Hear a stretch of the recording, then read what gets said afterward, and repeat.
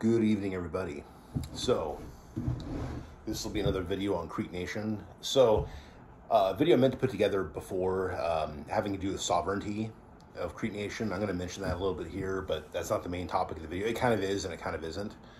So, in 2019, there was a ruling deciding that certain treaty agreements from the past were still valid, and that basically Creek Nation had more sovereignty than I guess it previously had. It was a load of crap. It was a load of crap then. It's a load of crap now. I'm going to explain that for a second. This is not going to be a long video, by the way. So, you'll see by the minute count. But anyways, if I'm right or wrong on that. But basically, what that law did is it allowed for Creek Nation, or basically, Indian, 5 civilized tribes, to try an Indian offender against an Indian victim on Indian lands. Okay? So tribal courts can handle that. That's, I think I believe we already had that ability, but when it came to an Indian perpetrator against a non-Indian victim, that previously go to like state courts, right? And same thing. Okay, so Indian perpetrator, non-Indian victim, and also Indian victim, non-Indian perpetrator. Those two situations would go to a state court.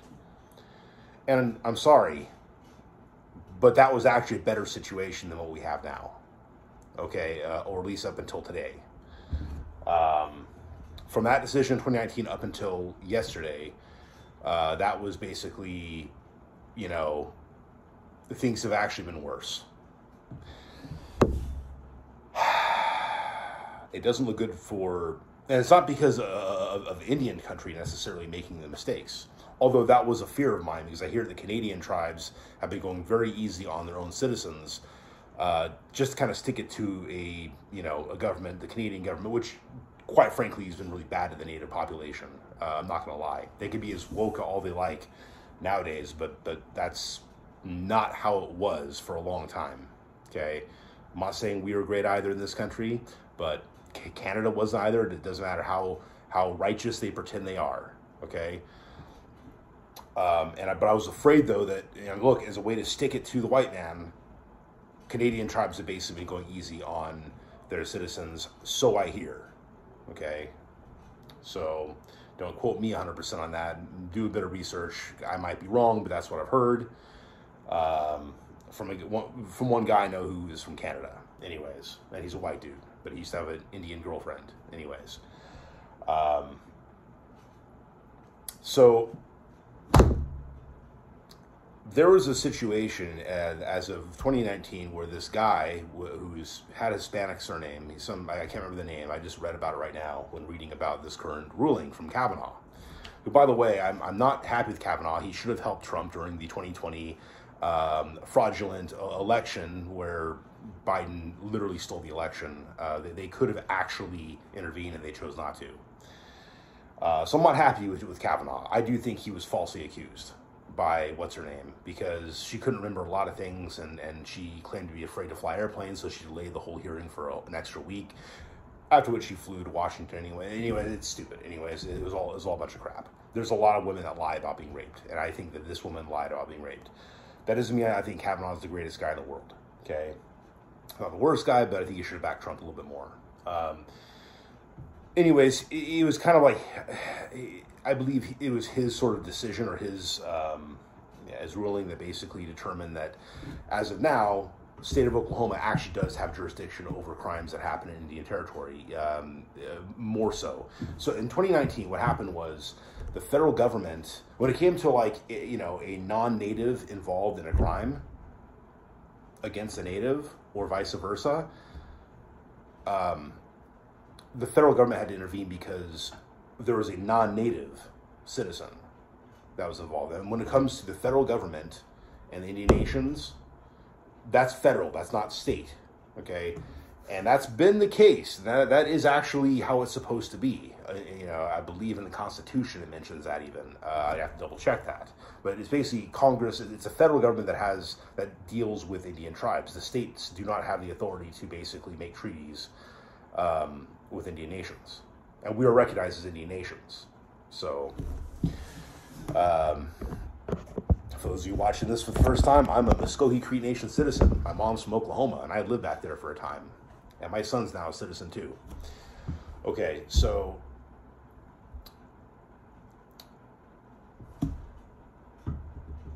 the 2019 decision was supposed to help things and give us a little more sovereignty, or recognize more of our existing sovereignty that, according to treaties, we're supposed to have. Like all treaties, things get broken over time. Big surprise. But that being said, this time it was actually not a bad thing entirely. So there's a pedophile, a Hispanic guy who had a 5-year-old Cherokee stepdaughter. She's a Cherokee citizen. And before the 2019 ruling, he was given a 35-year sentence to stay in jail for 35 years for leaving fecal matter and all kinds of stuff on this little girl. This guy was a disgusting pig. Okay, so, but after things changed, and all of a sudden the federal government is now dealing with the Indian nations, well, he did a plea bargain and basically has a 7-year sentence. Because the states couldn't intervene. Because the states didn't have the authority anymore to deal with a local issue.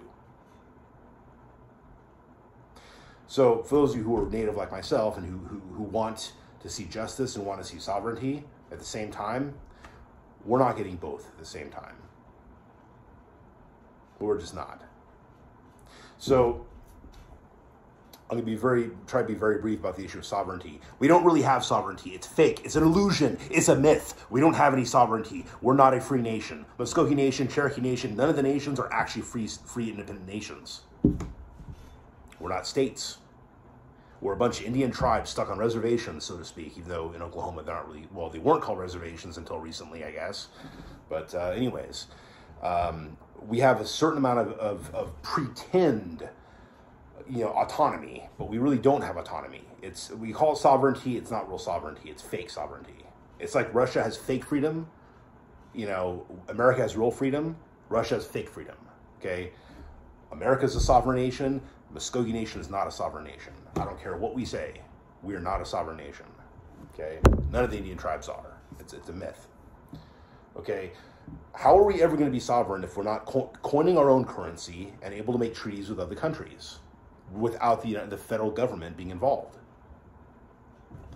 On the flip side, would that be in our best interest? Right now, no, it would not be. It would not be in our best interest. It would be quite contrary to what would be in our best interest. Okay, if our chief decided, I want to go make a treaty with Cuba or Russia, and I want to, set up bombs. I mean, it's not going to happen because literally Oklahoma is in the center of the United States. There's no way the United States would, in the name of whatever, diplomatic whatever, would allow Russia to bring some bombs over into Creek Nation or whatever and say, okay, we're going to allow you guys to do this. Nothing crazy like that's going to happen, but if all Indian nations were to actually have real sovereignty and do things like that, it would be literally the federal government fighting against Indian nations again. We don't need that. We don't want that. And what we do want? We want the American dollar, because it's not, it's failing right now, but it's been the best currency. It's been the world currency for a while. We depend on the federal government, which should give us money because, of course, the United States is living on our land, to be totally honest. We should be getting treaty money, okay? Just like any tenant has to pay rent to the landlord, well, we should be getting some of that rent money, okay? Let's just be honest. We also can't be totally, but if we want to really grow as a nation, we cannot be wholly dependent upon that money. We have to have things like casinos, which is not the best way to do things, but it's been working. We've been getting money, okay? It does help.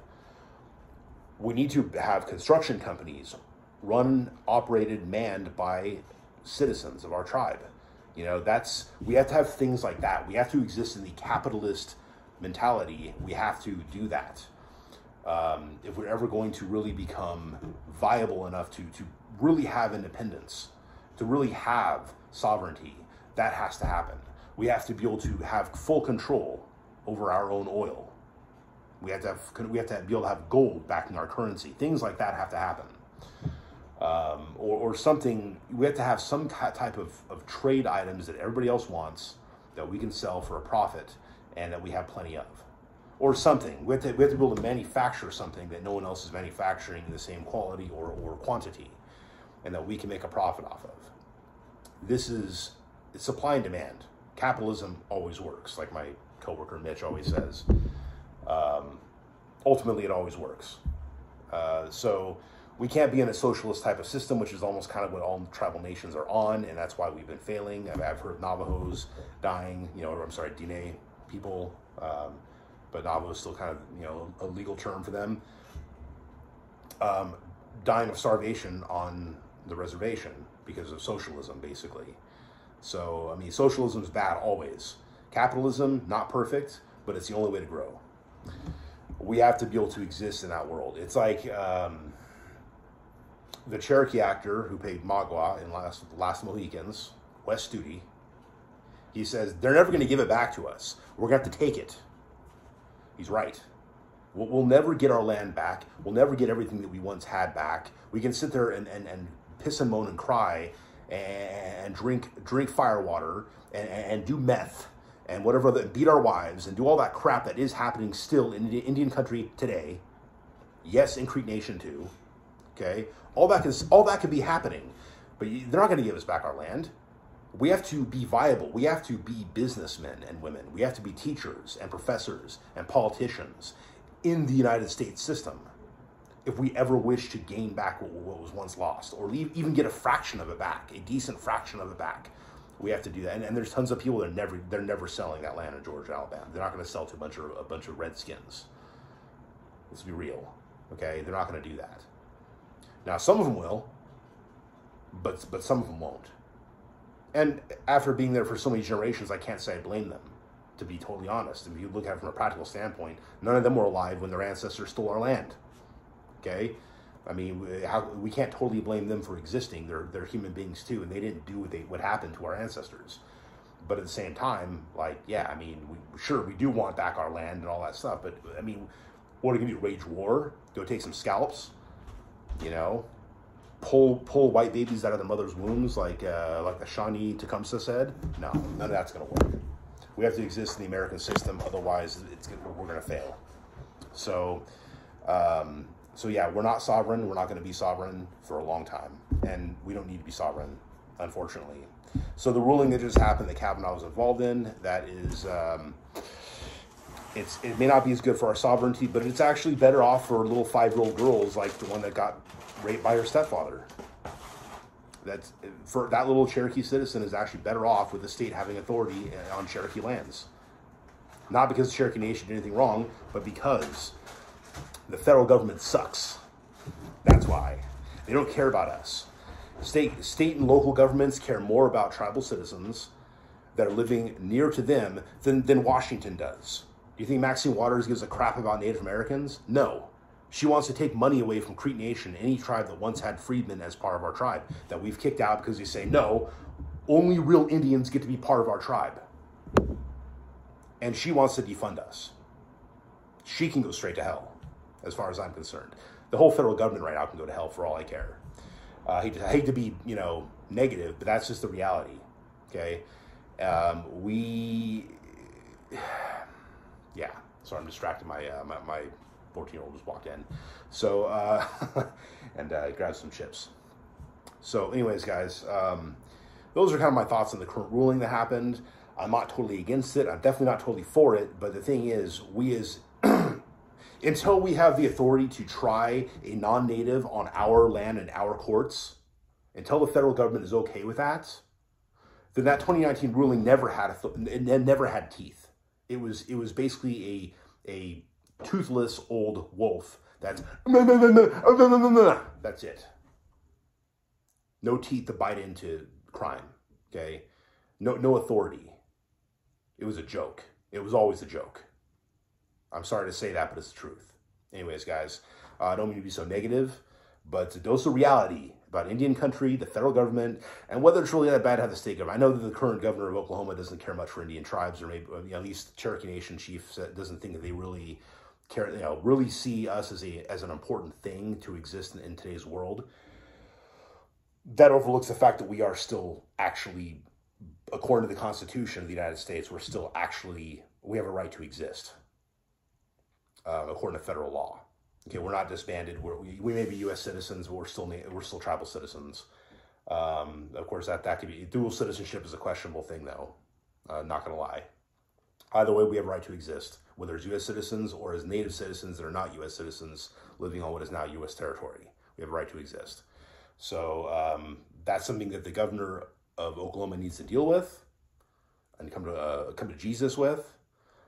But we need to have a reality check about what it means to be sovereign and to have real authority over our own stuff. Basically, we don't. We never did. That, like I said, the 2019 ruling from, I think it was Justice Kagan, it didn't mean a thing. It didn't do anything. It just meant that we can basically try Indians who offended other Indians on Indian land in courts. That's all it meant. And that basically, and of course it also meant that you commit a crime against a native or a native commits a crime against you, that's tried by a federal court, not by a state court. Whereas previously a state court could actually intervene. So that's it. That's all. That's it. It doesn't mean anything really, except now we have problems because the federal government doesn't give a crap. Local government does, federal does not. And now in about 7 years, that pedophile is going to get out of jail. And who knows if he's going to ever come near that little girl or some other little girl, okay? Because he's a pervert. He's a disgusting pedophile. Democrats don't seem to care much about that, though, these days, if you want my honest opinion. So, yeah. Anyways, not to get too political here, but that's just my thoughts and opinion on that. Let me know what your thoughts and opinions are, and I will talk to you guys next time.